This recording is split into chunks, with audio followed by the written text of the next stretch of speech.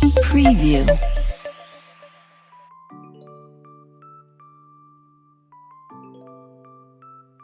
Hola Tulio, me encuentro aquí reporteando desde la playa. Como dato te puedo decir que aquí hace mucha calor, así que para otra vez no voy a venir con terno, voy a venir con chores. Eso, más adelante otro interesante informe. Ahora, en exclusiva, el ruido del mar. El día de hoy les vamos a hablar sobre Pierre Bourdieu, que fue un referente muy importante para la sociología y la política contemporánea. Este hombre nació en Francia en el año de 1930 y fue el primer sociólogo en recibir la medalla de oro del Centro Nacional para la Investigación Científica. Resaltó en el mundo por ser un autor muy prolífico en cuanto a la producción de libros y de artículos científicos. Se destacó entre los sociólogos de su época por mantener una postura crítica al quehacer del trabajo científico, así como dirigir la atención central de sus trabajos a las desigualdades sociales. Sus aportes teóricos se enfocan en cómo los sistemas educativos fungen como mecanismos institucionalizados para la reproducción de un orden social marcado por la diferencia sociocultural. Uno de los trabajos de Bourdieu y del que vamos a abordar hoy, en específico el capítulo 1, fue el libro El oficio del sociólogo, que fue escrito junto a Claude y Pasteur, el cual fue publicado en Francia en el año de 1973. Este libro estaba pensado con el objeto de contribuir al desarrollo de disposiciones investigativas, tratando de romper los esquemas escolares que provenían de los manuales de metodología de la investigación, que siempre pretendían saber acerca de todos los procesos de investigación, pero fue el resultado contrario y desgraciadamente Bourdieu no lo logró.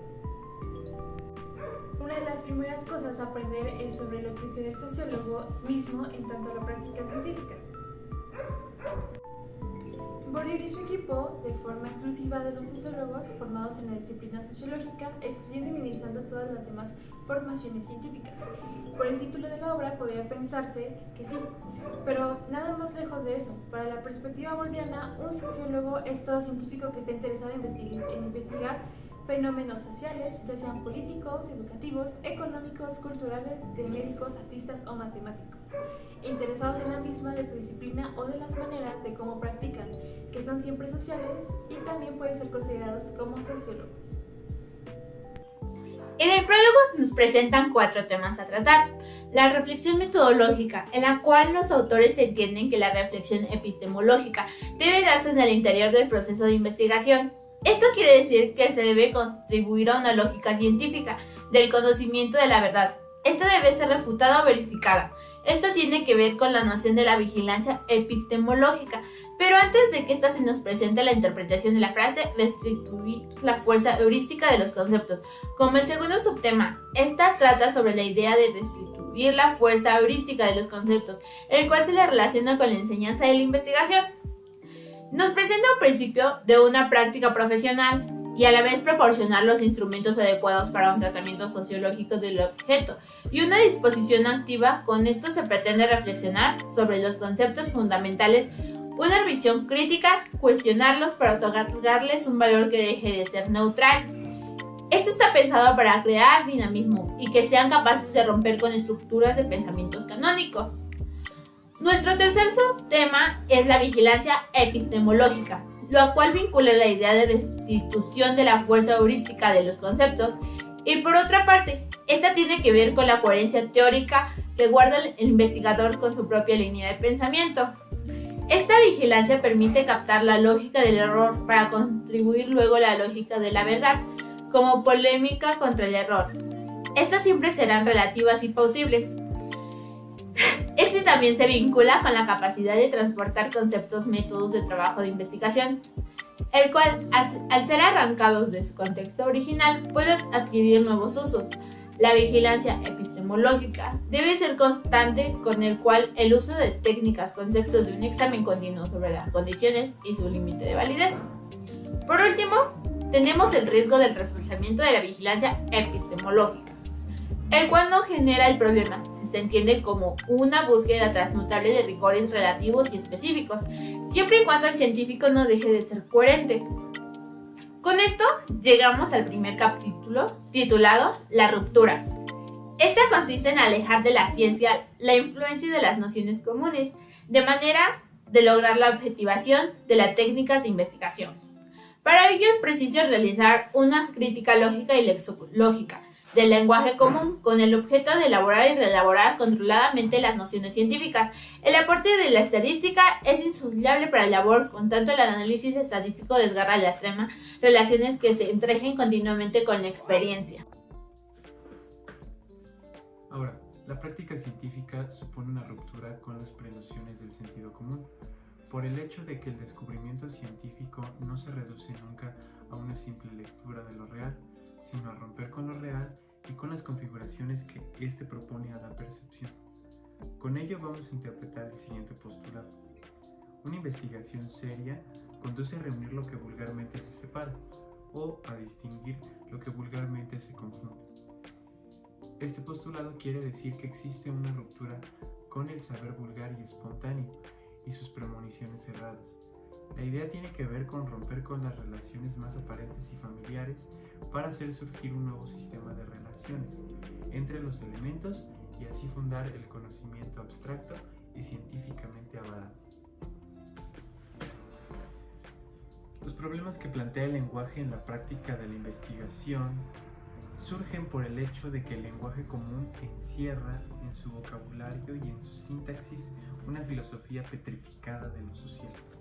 El investigador, por ser investigador social, corre el riesgo de emplear inevitablemente estos términos vulgares, cayendo en el pseudocientificismo espontáneo. Para evitar esta injerencia, el investigador debe redefinir las palabras comunes dentro de un sistema de nociones expresamente definidas y metódicamente depuradas, sometiendo a la crítica a las categorías, los problemas y esquemas que la lengua científica toma, sin quererlo, de la lengua común. De esta manera se evitaría caer en el cientificismo espontáneo, que surge cuando se emplean términos vulgares, reflejos distorsionados de explicación y descripción. Ruptura epistemológica respecto a la propia tradición disciplinaria. No solo el sentido común limita la actividad científica, también la vigilancia epistemológica con respecto a una misma tradición disciplinar puede llegar a ser un mal consejero para la investigación propiamente científica.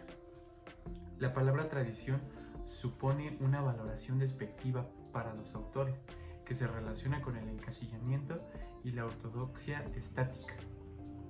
La tradición engloba a individuos particulares y las autoridades eminentes pueden obrar en un detrimento de la libre voluntad del científico concreto, en definitiva condicionado por su propia tradición. El investigador no construye su objeto de conocimiento, categorías y otros elementos científicos, sino que reelabora lo ya elaborado y construido, y lo hace por un mero mecanismo de extracción artificial de elementos teóricos ya dados y de aspiración universal. La construcción del objeto. Supuestos sobre los cuales se apoya el criterio de demarcación espiritista. ¿De qué manera entienden a partir de esto los autores el proceso de construcción y diferenciación de las disciplinas científicas? El criterio de demarcación de las ciencias en el modelo espiritista se apoya en una tendencia a concebir sus ámbitos de dominio epistemológico como un conflicto de límites con respecto a las ciencias vecinas, y ello debido a que se imagina la división científica del trabajo como una división real de lo real. El objeto de estudio y la división interdisciplinaria en la misma línea de demarcación se realiza en función del parámetro de clasificación por sectores aparentes. Frente a ello, Bourdieu y Passeron entienden el proceso de construcción y de diferenciación de las disciplinas científicas por la diferencia de tipo terminológica, así como también por el objeto y metodología que emplean. Se precisa entonces superar tanto el cientificismo espontáneo de los conceptos vulgares como el rigor analítico y formal de los conceptos llamados operatorios. Una vez logrado esto, la delimitación del corpus particular de cada ciencia daría como resultado una construcción de denominaciones específicas. Al construir nuevos objetos, se construyen nuevas relaciones entre los aspectos de las cosas. Así surgen los conceptos sistemáticos que resultan de un uso en referencia continuo con respecto al sistema total de interrelaciones científicas de la disciplina. Clasificación por sectores aparentes. Los autores refieren vertientes subdisciplinares dentro de una misma disciplina teórica, valiéndose para ello de la idea de clasificación por sectores aparentes. Para ellos, esta delimitación interdisciplinaria sería un indicio de pseudocientificismo relacionado con lo espontáneo. Retomamos la idea referida en el texto. La división subdisciplinar sería una atomista analítica, división real de lo real. Diferencia entre objeto real y objeto científico. La diferencia entre objeto real y objeto de conocimiento científico estriba en el hecho de que el objeto real es un objeto espontáneo, que surge de la realidad inmediata, en tanto que el objeto científico es un objeto mediatizado, sistematizado, siendo definido este en función de las interrelaciones que existen en el sistema total al cual pertenece y construido, además, en vistas de una problemática científica, sin la cual el objeto de investigación no existiría como tal. Papel de las denominaciones específicas en la construcción de nuevos objetos. El papel que cumplen las denominaciones específicas en la construcción de conocimientos es el de proporcionar un corpus de categorías específicas, luego interrelacionarle a nivel de sistema disciplinar total. Estas se componen con palabras del vocabulario común, pero al establecer nuevas relaciones entre los aspectos de las cosas, crean nuevos objetos y son indicadores de una ruptura epistemológica con los objetos preconstruidos de la sociología espontánea. Concepción sobre la relación sujeto-objeto de conocimiento implicada en la frase "el hecho se construye". Diferencia con la afirmación "el hecho se descubre" y sus implicancias. En la proposición "el hecho se construye", el subyace la concepción de que el sujeto y el objeto interactúan y de que de esta dialecta surge como síntesis el hecho que puede identificarse con el producto científico, y con el conocimiento científico hay que decir que el hecho se descubra. Por su parte, implicaría que ya está dado, por lo cual al sujeto solo le competiría desfundar un objeto ya preconcebido. El sujeto cumpliría un rol más pasivo, en este caso frente al objeto, activo que potencialmente tendría en sí el germen del conocimiento. Interpretación de la idea de construcción del objeto.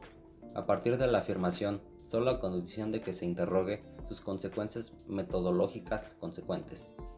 La idea de construcción del objeto, solo a condición de que se lo interrogue, tiene que ver con construir y descubrir, a la vez al objeto.